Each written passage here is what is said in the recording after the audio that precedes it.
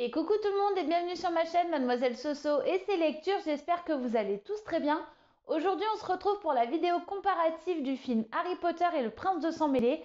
Le film est passé à la télé, donc aujourd'hui on va se faire le comparatif du livre. Le premier point qui différencie le film et le livre, c'est que dans le roman on entend parler donc au chapitre 6 pour le coup des vacances de Harry au terrier. On a toute une description avec l'événement de son anniversaire aussi, parce que voilà, tous les ans pendant l'été, l'anniversaire d'Harry se fête au terrier avec la famille Weasley. Sauf que cette fois-ci, c'est un peu particulier comme ambiance, parce qu'on parle de décès, de disparition, de cadavres retrouvés dans des cabanes. Pour un anniversaire, c'est quand même un peu spécial comme situation. Deuxième élément, la visite au chemin de traverse. Dans le film, on voit la famille Weasley avec Ron, Harry et Hermione sur le chemin de traverse pour aller récupérer leurs fournitures scolaires, alors que dans le livre, on voit que Harry a le droit à une protection rapprochée de la part du ministère de la Magie, des gardes du corps, une voiture privée qui vient les chercher au terrier pour les emmener au chemin de traverse, et le pompon Hagrid qui vient servir de garde du corps.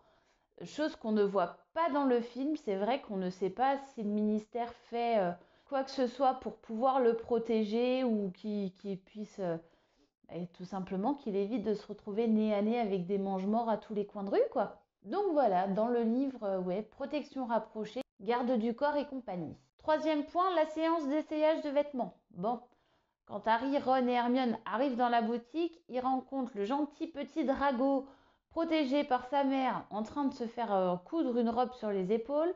Bon, en soi, tout se passe bien jusqu'à ce que Drago les voit, où là, ça part complètement en sucette. On peut s'en douter, la première rencontre entre Harry et Narcissa n'a pas forcément pris une bonne tournure dès le départ. Il y a des sous-entendus comme quoi les Malfoy sont des mange-morts. Alors que dans le film, on ne voit pas ce genre de rencontre ni ce genre de face-à-face au milieu d'un magasin.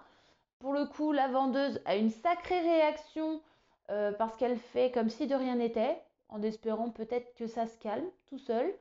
Alors que bon, c'est quand même en mode duel de baguettes et puis le premier qui va finir par terre, quoi.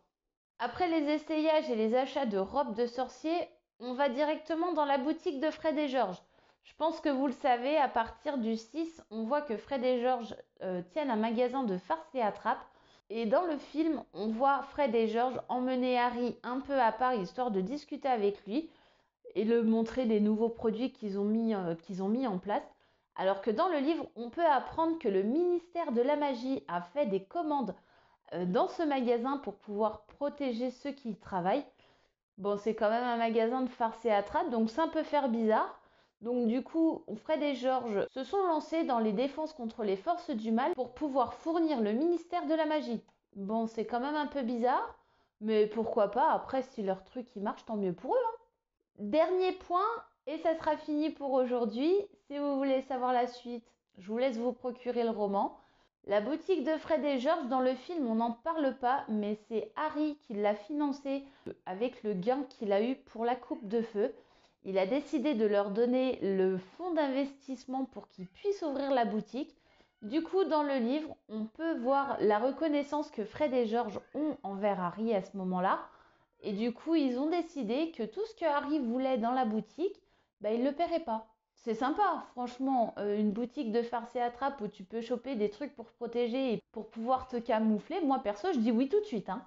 Et voilà pour la vidéo d'aujourd'hui, j'espère qu'elle t'aura plu. Si c'est le cas, n'hésite pas, commente, partage, lâche les pouces bleus.